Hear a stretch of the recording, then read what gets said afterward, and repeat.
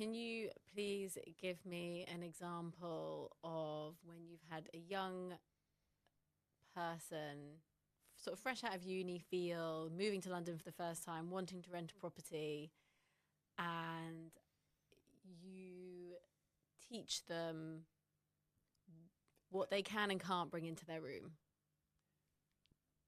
Okay.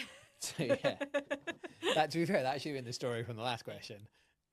So we, yeah, showed this tenant a flat, fine.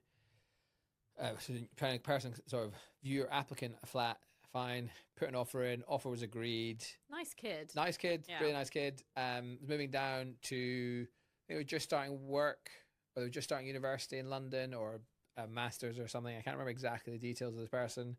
And turned up for move-in day. Went up to meet the tenant and the father.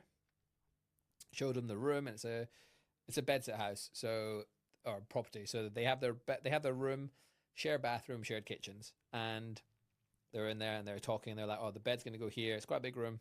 Bed over in that corner. We'll put the desk over there, wardrobe, and then Viper will go in the corner."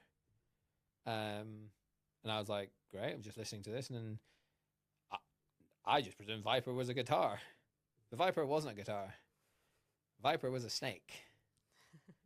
And the contract has no pets. And there was no mention of Viper anywhere along the lines.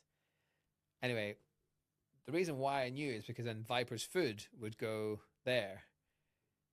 And so they pointed to sort of the cupboard where Viper's food would go.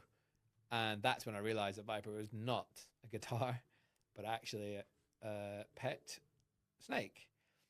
And long story short, it was agreed that Viper could not come into the property because, one, there was no pets allowed, and two, we couldn't have somebody in a bedsit shared house for definite. Like, having a snake is not, if you, I've got permission for it in a property, it's not the end of the world, but people have pets.